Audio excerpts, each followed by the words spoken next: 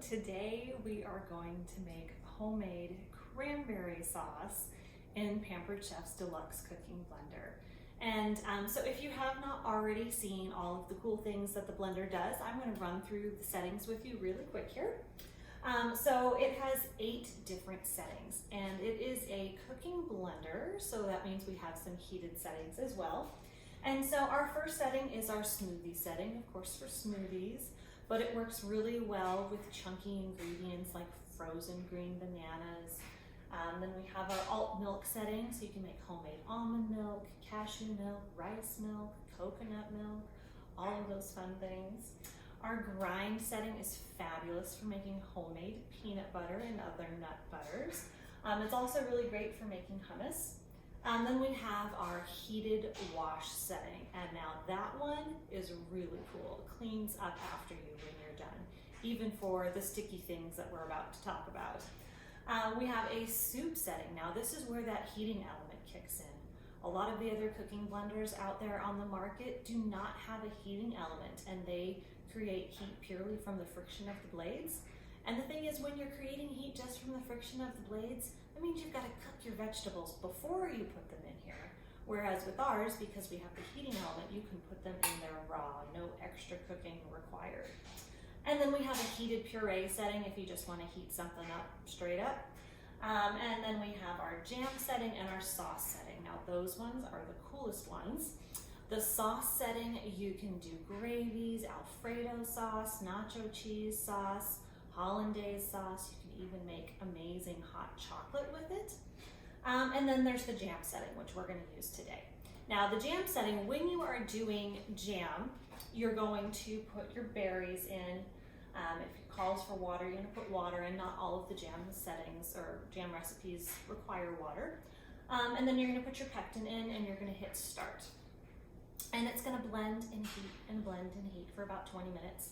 Then it's going to beep and it's going to say add. And at that point, you're going to add your sugar or your sweetener. And then you're going to hit start again, and it's going to do its thing for about another 20 minutes. Now the important thing to note is that the sugar goes in the second stage, and that's so that it doesn't scorch. Now today I'm breaking that rule because we're making cranberry sauce today, and we're actually not going to cook it the full length of time because that's just the way this recipe goes. It's a consultant created recipe. I've never made it before, and so hopefully it'll turn out.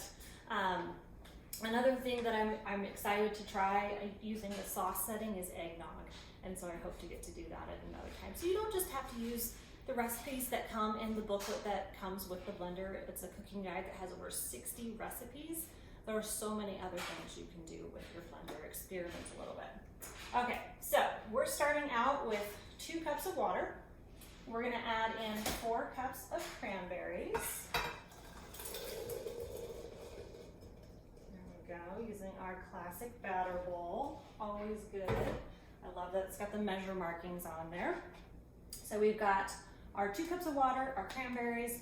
We are adding our sugar first. Remember I said this is breaking the rules, but we're not cooking it the full amount that we would be because we're not making jam. And I am actually making the type of cranberry sauce that it's going to come out looking like it came from a can. This is not like the old-fashioned kind. I love the cranberry sauce from a can, and I can't eat it anymore.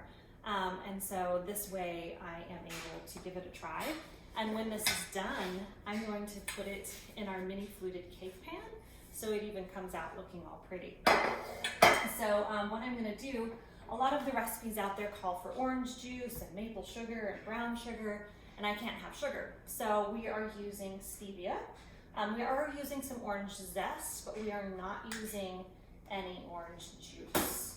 So we're just going to get some zest here off of our, using our microplane fine grater. Now, yes, I'm using cuties because that's what was in the house. So since I can't have orange juice and oranges, but my husband eats cuties, so these we had in the house. I'm just gonna get another one here. It's all on the back of the, oh, I love that smell. That is like Christmas right there. We used to always get oranges in the the toe of our stocking from Santa. And so this makes me think of Christmas growing up. Oh man, there we go. So we're gonna get that all in there. Smells so good. I'm sure it's gonna smell even better. Okay, so what I'm going to do, I am gonna go ahead and start this, but I wanna tell you what the other thing that I'm going to do as well, because I'm not gonna run the video for 20 minutes here. Nobody wants to see that. I have a half a cup of cold water, and I'm going to take 2 packets of unflavored gelatin and sprinkle it in. I'm looking at my recipe over here. So I'm gonna do that, and then when it beeps for that second phase where you would normally add sugar, that's where we're gonna add the gelatin in, and then we are going to wait until it gets up to 220 degrees, and then we're going to stop it. Then I'm going to pour it into that mini fluted cake pan and put it in the fridge, and it's gonna be really, really cool. I'm gonna be positive. I usually am like really nervous when I try new recipes, but I'm gonna try and be positive here. So if you're wondering what cranberries I used, I just grabbed the Ocean Spray bag, and the recipe on the back is pretty much what you're using here.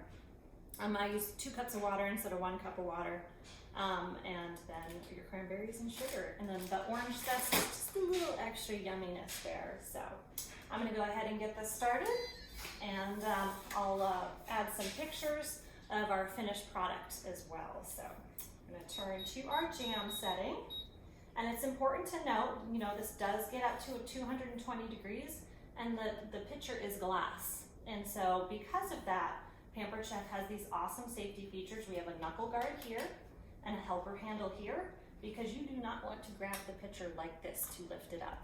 You're going to burn yourself. And also, if your lid is not on, or if it is unlocked, you can't push start either, so you're not gonna have a big mess. So here we go. We're gonna go ahead and get things started. Need that.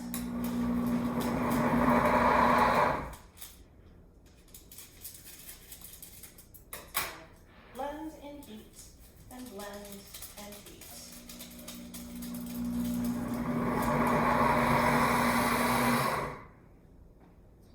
That you don't sprinkle or you don't stir your gelatin. You just sprinkle it on top and let it sit. So there we go.